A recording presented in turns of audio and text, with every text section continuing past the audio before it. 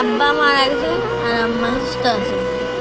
Sylhet MAG Usmani medical college হাসপাতালের emergency ওয়ার্ডের এক কোণে 4 শিশু খেলায় ব্যস্ত। বাহিরে হাসপাতালের করিডোরে মানুষের ভিড়, চিৎকার আর আহাজারি কিছুই যেন স্পর্শ করছে না তাদের। ঠিক পাশের বেডে আহত অবস্থায় শুয়ে আছেন তাদের মা হাফিজা বেগম। মাঝে মধ্যে নিঃশব্দে তার চোখ বেয়ে গড়িয়ে পড়ছে অশ্রু, কারণ একই হাসপাতালের অন্য ভবনের মর্গে ফ্রিজিং অবস্থায় রাখা তার 4 শিশুর বাবা বদরুল আমিনের নিথর দেহ। অবুঝ 4 সন্তান এখনো জানে না এই হাসপাতালের 2 ভিন্ন কক্ষে তাদের জীবনের গল্প দুভাগে ভাগ হয়ে গেছে। এদিকে মায়ের বেঁচে থাকার লড়াই, অন্যদিকে বাবার চিরবিদায়। আজ রোববার সকাল 6টায় ঢাকা সিলেট মহাসড়কের দক্ষিণ সুরমায় শ্রমিকবাহী একটি পিকআপ ও বিপরীত দিক থেকে আসা একটি ট্রাকের মুখোমুখি সংঘর্ষে একই সঙ্গে 8 নির্মাণ শ্রমিক নিহত হয়েছেন। এই ঘটনায় আহত হয়েছেন আরও 8 জন, যার মধ্যে রয়েছেন নিহত বদরুল আমিন ও আহত হাফিজা বেগম। স্থানীয় ও পারিবারিক সূত্রে জানা যায়, বদরুল আমিন নির্মাণ শ্রমিকের কাজ করতেন। জীবিকার তাগিদে তিনি প্রায়ই স্ত্রী হাফিজাকে সঙ্গে নিয়ে বিভিন্ন জায়গায় কাজে যেতেন। আজও তারা স্বামী স্ত্রী একই সঙ্গে ওই পিকআপে কাজের উদ্দেশ্যে যাচ্ছিলেন। দুর্ঘটনায় স্বামী বদরুল প্রাণ হারালেও গুরুতর আহত হয়ে হাসপাতালে চিকিৎসাধীন রয়েছেন হাফিজা বেগম।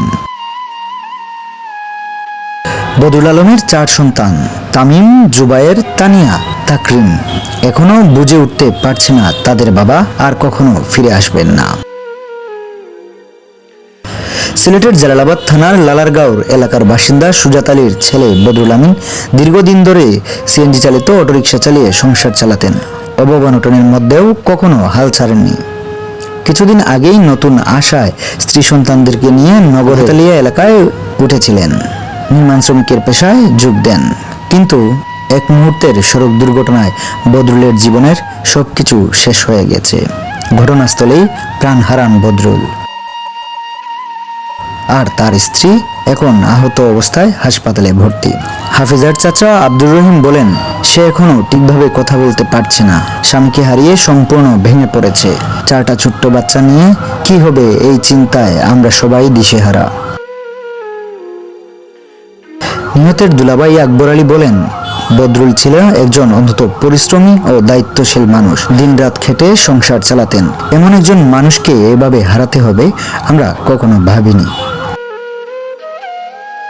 এই দুর্ঘটনায় শুধু একজন মানুষের জীবনই কেড়ে নেয়নি, ভেঙে দিয়েছে একটি পরিবার।